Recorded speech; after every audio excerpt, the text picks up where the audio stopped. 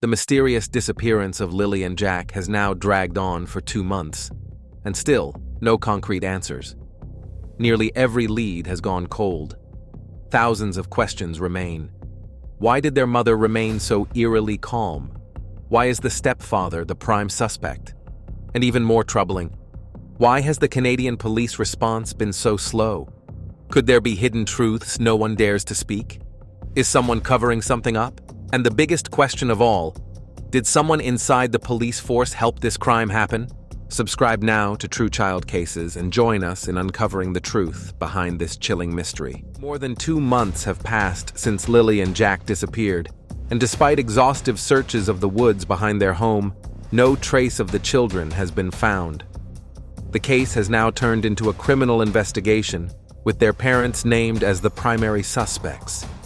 Yet, no arrests have been made. Questions are growing about a key player in this case, the RCMP. Are they lacking evidence, concealing something, or even afraid of what they might uncover? The RCMP's known updates and announcements clearly reflect their actions and efforts through the quantity and frequency of the information they have released so far. From the beginning of the case to today, let's take a look at what the RCMP has shared with us over the past 2 months. On May 2nd, 2025, at approximately 10 a.m., the RCMP confirmed that 6-year-old Lilly Sullivan and 4-year-old Jack Sullivan had been reported missing from their mobile home on Gearlock Road, Lansdowne Station, Pictou County, Nova Scotia.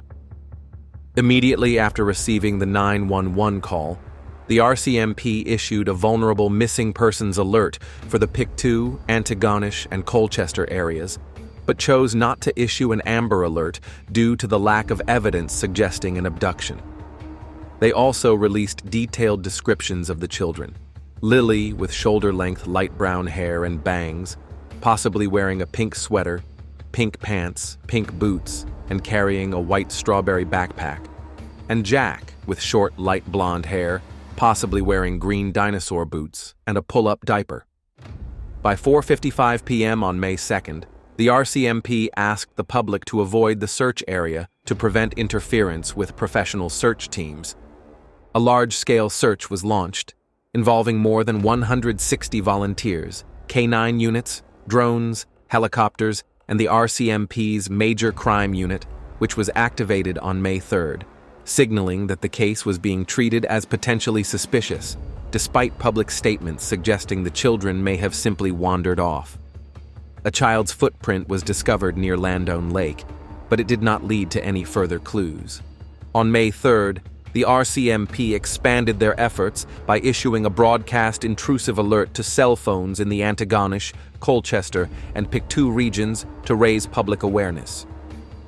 On May 7th, 2025, Staff Sergeant Curtis McKinnon announced during a press conference that, after 6 days of exhaustive searching, the likelihood of Lilly and Jack still being alive was very low. The search, which spanned 5.5 square kilometers of rugged, Fiona-ravaged forest, with fallen trees, dense brush, and flooded streams, also used drones equipped with infrared technology to detect heat signatures, but yielded no results. The RCMP then scaled back the large-scale search, but shifted to targeted searches in previously covered areas to improve the chances of finding clues. McKinnon stressed that the investigation was still extensive and would continue until the children were found, clarifying that the reduction in search efforts did not mean they were giving up. By this point, the RCMP had received over 180 tips from the public and conducted 35 formal interviews. The RCMP conducted formal interviews with community members and individuals close to the children. The involvement of the Major Crime Unit since May 3rd underscored the suspicious nature of the case. Additionally, Daniel Martel, the children's stepfather, handed over some of Lilly and Jack's personal belongings, including Lily's white unicorn and Jack's green dinosaur, at the request of the children's mother, Malia Brooks Murray, possibly to assist K9 scent tracking or to verify personal items. On May 30th, 2025, the RCMP provided a significant update, confirming that Lilly and Jack had been seen in public with family members at 3:17 p.m. on May 1, 2025, narrowing the window of their disappearance to 19 hours, between the afternoon of May 1st and 10 a.m. on May 2nd. Based on the details gathered so far, it was confirmed that Lilly and Jack were observed in public with family members on the afternoon of May 1st. This sighting was supported by both video evidence and eyewitness accounts, although the RCMP declined to reveal the exact location or the identities of the family members involved. Corporal Sandy Mataru, lead investigator for the Northeast Nova Major Crime Unit, stated that the RCMP was exploring all possible scenarios and had collected hundreds of hours of surveillance video from the Landone Station area. The RCMP also appealed to the public for additional dash cam or surveillance footage from Gearlock Road, taken between noon on April 28th and noon on May 2nd, suggesting they were investigating possible activities or individuals in the area prior to the disappearance.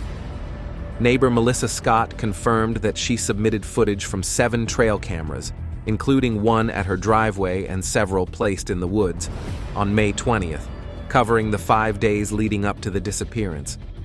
By this stage, the RCMP had received over 355 tips and conducted more than 50 formal interviews. On June 11, 2025, the RCMP reported that the number of tips had risen to 488 and that they had conducted 54 formal interviews, which included several polygraph tests administered to individuals involved in the investigation. The effort engaged more than 11 RCMP units, including the Northeast Nova Major Crime Unit, Digital Forensic Services, Behavioral Science Group, and Crime Analysis Services, as well as the Legal Application Support Team, which managed complex judicial authorizations to seize and examine items such as phones and computers for potential evidence.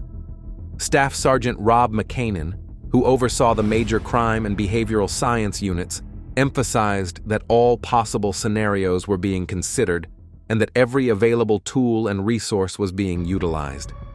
The RCMP expressed their gratitude to the public for submitting tips and video footage, while continuing to encourage additional information. They highlighted the involvement of experienced investigators to reinforce public confidence in the professionalism of the investigation. On June 19, 2025, the RCMP confirmed the discovery of a blanket believed to belong to Lilly and a boot print, possibly Jack's, with a green dinosaur pattern, found near Landone Station during a targeted search. The exact timing of these findings was not disclosed. The Nova Scotia government announced a reward of 150 Zorgen for information leading to the whereabouts of Lilly and Jack, underscoring the urgency of the case.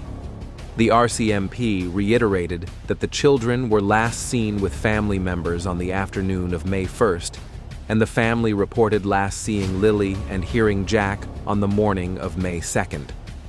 Additional searches were scheduled for May 31st and the following days, focusing on Gearlock Road and a nearby pipeline trail where the boot print had been found. Nova Scotia Justice Minister Becky Druhan publicly expressed sympathy for the family and the community, noting that the disappearance had deeply affected people across the province and beyond, and she urged the public to come forward with any information. The RCMP continued to call for surveillance footage and tips, emphasizing that the investigation remained active. Throughout the investigation, the RCMP maintained close interaction with the family and the community, although some of their actions indicated a strict control over the flow of information. On May 6th, they requested that the children's grandmother, Cindy Murray, refrain from speaking to the media in order to avoid complicating the investigation. Daniel Martel reported that the RCMP requested access to his phone, bank records, and Google Maps data, conducted a 4-hour interview with him, and deployed cadaver dogs along with a dive team to search Landone Lake. On June 2nd, the community held a prayer vigil at the West River Fire Hall, where 17 families called for greater transparency from the RCMP. Speculation on social media, including a July 3, 2025 post alleging interference by Martel's mother, further fueled public distrust. Although these claims lacked official confirmation, the investigation also involved external agencies such as the Nova Scotia Guard, the Salvation Army, the Joint Rescue Coordination Centre, and Canada Heavy Urban Search and Rescue Task Force 5 during the initial search phase between May 2nd and 7th. To date, the RCMP has maintained strict control over information, limiting details about evidence and family involvement. While this fueled community speculation, it also reflected their effort to protect the integrity of the investigation. The RCMP's suspicious behavior regarding information control became increasingly apparent throughout the investigation into Lilly and Jack Sullivan's disappearance from Landone Station on May 2, 2025. One prominent tactic was the use of vague language in public statements. For example, on May 30, 2025, the RCMP confirmed that Lilly and Jack had been seen in public with family members at 3:17 p.m. on May 1st, narrowing the window of their disappearance to 19 hours. However, they withheld specifics about which family members, whether it was stepfather Daniel Martel, mother Malia Brooks Murray, or others, as well as the exact location of the sighting. This ambiguity, noted by the community's growing skepticism, fueled suspicion by leaving critical gaps in the narrative. The RCMP further suppressed information by withholding details about key evidence. A blanket belonging to Lilly and boot prints found near Landone Station were not publicly acknowledged until June 19, 2025, despite reports from Malia's half-sister Haley that she discovered the blanket on a tree branch as early as the evening of May 2nd. Similarly, while the RCMP requested dashcam and surveillance footage from Gearlock Road covering April 28th to May 2nd, they did not disclose the contents of the footage already collected, including evidence confirming the May 1st sighting. Neighbor Melissa Scott submitted footage from 7 trail cameras on May 20th. Yet the RCMP did not indicate whether these provided any significant leads, suggesting they were withholding potentially critical evidence to control the investigation's narrative. Restricting family members from speaking publicly was another method of information control. On May 6, 2025, the RCMP instructed Cindy Murray, the children's grandmother, to refrain from speaking to the media, as she herself alluded to in a Canadian press interview on May 7th, before abruptly stopping. This restriction suggested that Cindy may possess sensitive information, and silencing her appeared to be an effort to prevent complicating the investigation or influencing potential witnesses. Similarly, Daniel Martel revealed in an interview that the RCMP instructed him not to disclose specific details, such as the exact location of the May 1st video sighting, highlighting their strict control over what family members are allowed to share publicly. Additionally, Darren Geddes, an individual who frequently leaked updates about the case, disclosed that a formal gag order had been imposed on those close to the investigation, further demonstrating the RCMP's efforts to restrict the flow of information from insiders. The RCMP's refusal to elaborate on their investigative processes also contributes to this suppression of information. On May 3rd, just 2 days after the disappearance, they dismissed the possibility of abduction, citing the absence of unfamiliar tire tracks or strangers in the area. Yet the RCMP has not explained how they processed the 488 tips and 54 interviews conducted by June 2025, nor have they provided updates on the analysis of key pieces of evidence such as the blanket, boot prints, or Martel's phone, bank, and GPS data. Additionally, while Martel claimed to have passed a polygraph test and stated that Malia also underwent one, the RCMP neither confirmed nor denied these results, leaving the public to question the purpose and validity of the tests. The behavior panel criticized the RCMP's approach to the polygraph, particularly the leading question, "Did you kill Lilly and Jack?" which presupposes the children's deaths and suggests an attempt to shape public perception without full disclosure. The RCMP's selective timing in releasing information further underscores their control tactics. The sighting of Lilly and Jack on May 1st was not announced until May 30th, 28 days later, despite Warden Robert Parker's suspicion that the RCMP may have known about it much earlier. Similarly, the discovery of the blanket and boot prints was not disclosed until June 19th, well after they were initially found, indicating deliberate delays aimed at managing public reaction or protecting investigative leads. The RCMP's request for footage dating as far back as April 28th, 4 days before the disappearance, without explaining its relevance, suggests they may have been investigating an earlier event, but chose to withhold details to prevent speculation or reveal their working theory. The RCMP's silence on rumors and family-related controversies also serves as another mechanism to suppress information. Speculation on social media about nighttime SUVs, cleaned ATVs, or a drug party at the Sullivan home, as well as Haley's account of finding drugs in the bathroom during a family dispute on May 3rd, has gone unaddressed by the RCMP. By neither confirming nor refuting these claims, they have avoided escalating family tensions or revealing the focus of their investigation. However, this silence has only amplified public distrust. Rather than clarifying these rumors, the RCMP has repeatedly redirected attention by urging the public to submit tips and surveillance footage, maintaining control over the narrative. To elaborate on the rumors mentioned above, the nighttime SUVs rumor suggests that suspicious vehicles were seen near the Sullivan residence around the time of the disappearance, hinting at possible foul play or abduction. Yet, the RCMP has not acknowledged these claims in any official statement, focusing instead on verified facts, such as the children's last confirmed sighting with family members at 3:17 p.m. on May 1, 2025. This silence aligns with their broader strategy of controlling information, as reflected in their requests for dash cam footage from April 28th to May 2nd, without commenting on specific rumors.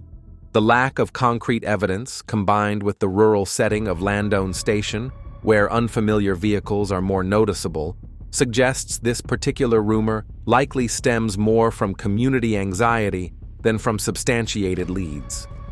Similarly, the rumor of cleaned ATVs implies that an all-terrain vehicle associated with the Sullivan household was washed to remove potential evidence connected to the children's disappearance. No official RCMP updates, including those on May 7th, May 30th, or June 19th, 2025, have mentioned ATVs, and the claim appears to originate from social media speculation in a rural area where ATVs are commonplace. The RCMP's refusal to engage with this allegation, while continuing to highlight physical evidence like the blanket and boot prints, reinforces their approach of prioritizing verifiable information over unconfirmed gossip. This strategy, while arguably protecting the investigation, has allowed speculation to flourish, as noted by community members frustrated by the lack of clarity. The most detailed rumor involves a supposed drug party at the Sullivan home, allegedly described by Malia Brooks Murray's half-sister Haley, who claimed she found drugs in the bathroom during a family dispute on May 3, 2025, involving grandmother Cindy Murray and stepfather Daniel Martell.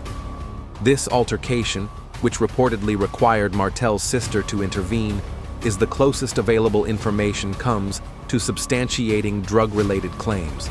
Still, the RCMP has not addressed this incident or Haley's allegations in any of their updates. Could it be that the RCMP is deliberately covering up suspects and details of the case? Or are they quietly investigating new leads, perhaps even a major breakthrough in this haunting disappearance? Follow along in Part 2, coming soon. Don't forget to subscribe to True Child Cases, like, share, and leave your thoughts in the comments. Together, let's uncover the truth behind these unexplained and heartbreaking missing children cases.